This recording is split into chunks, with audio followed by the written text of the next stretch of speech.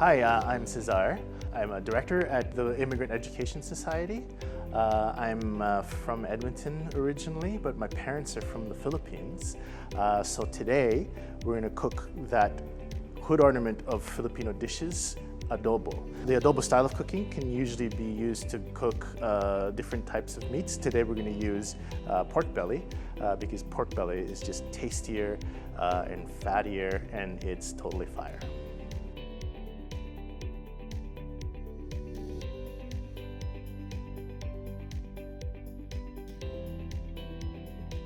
The adobo dish is typically this balance of salty and sour, right? And that's what gives it its punch. Typically, it's white vinegar that's used in the traditional recipe, but people often switch that up with maybe malt vinegar, maybe some wine, or today we're going to use some kombucha.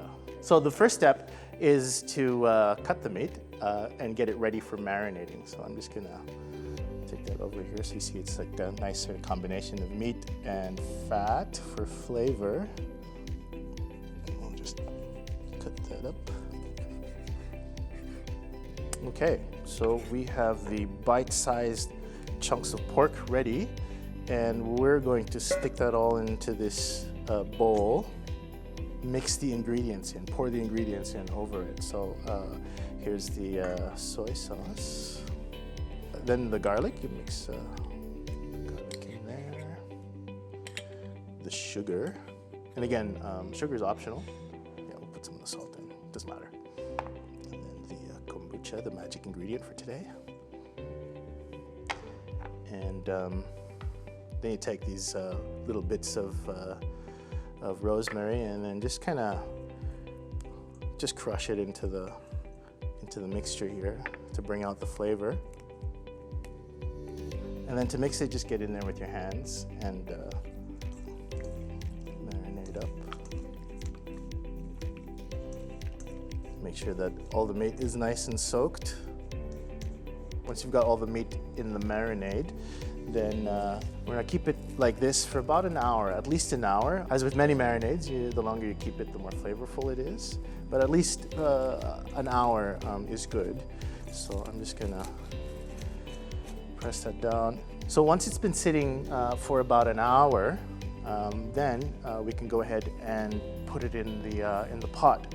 Now, everybody has their own way of cooking adobo. Every family has their own style. My parents like to have it saucy and soupy. I actually like to cook it a little bit drier. So to get it a little bit drier, I'm using a large, wide pan, so that the sauce kind of spreads out and then gets simmered down so that it's a little bit thicker. So I'm going to start by, need the oil first. So let's stick some oil in there. So once that oil's nice and hot, looks like it, then we add some garlic and just infuse the oil with the garlic flavor. Garlic's kind of to taste too. Some people just like it garlickier than others. So you can add as much garlic as you like. Now we can start adding the meat.